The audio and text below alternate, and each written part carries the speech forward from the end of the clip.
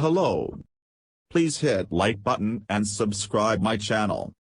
Also press bell icon for future video notifications. Thanks.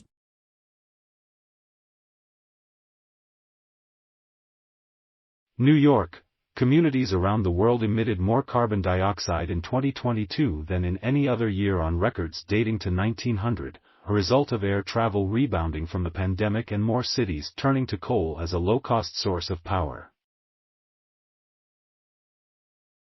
Emissions of the climate-warming gas that were caused by energy production grew 0.9% to reach 36.8 gigatons in 2022, the International Energy Agency reported Thursday.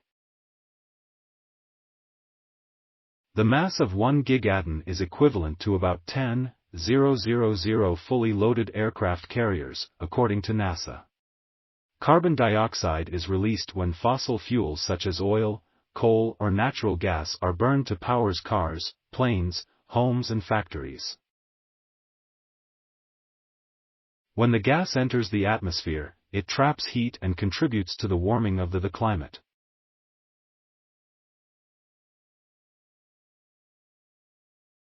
Extreme weather events intensified last year's carbon dioxide emissions. Droughts reduced the amount of water available for hydropower, which increased the need to burn fossil fuels. And heat waves drove up demand for electricity. Thursday's report was described as disconcerting by climate scientists, who warn that energy users around the world must cut emissions dramatically to slow the dire consequences of global warming.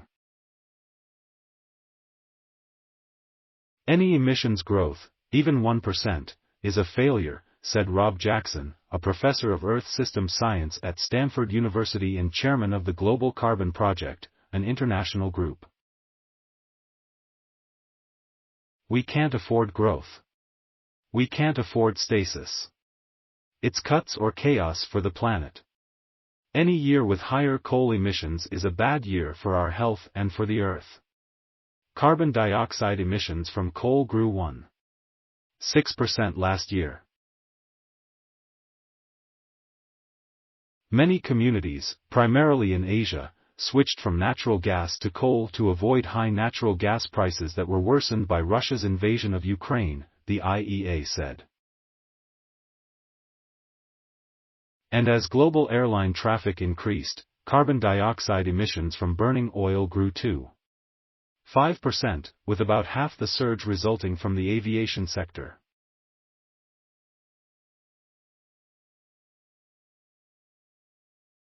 Global emissions have grown in most years since 1900 and have accelerated over time, according to data from IEA. One exception was the pandemic year of 2020, when travel all but came to a standstill. Last year's level of emissions, though a record high, was nevertheless lower than experts had expected. Increased deployment of renewable energy, electric vehicles, and heat pumps together helped prevent an additional 550 megatons of carbon dioxide emissions, the IEA said. Strict pandemic measures and weak economic growth in China also curtailed production, helping to limit overall global emissions. And in Europe, the IEA said, electricity generation from wind and solar power exceeded that of gas or nuclear for the first time.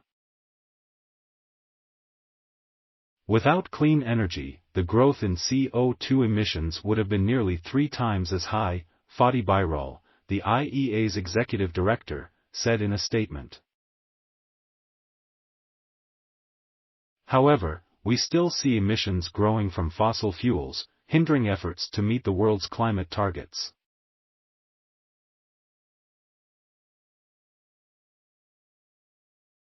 International and national fossil fuel companies are making record revenues and need to take their share of responsibility, in line with their public pledges to meet climate goals.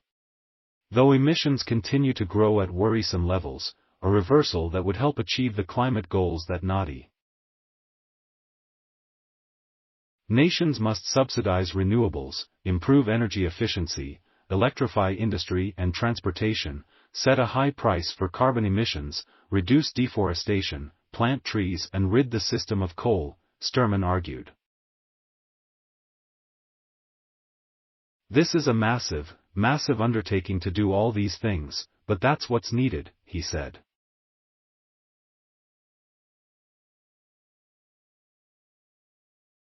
Thanks for watching. Please subscribe my channel for more videos.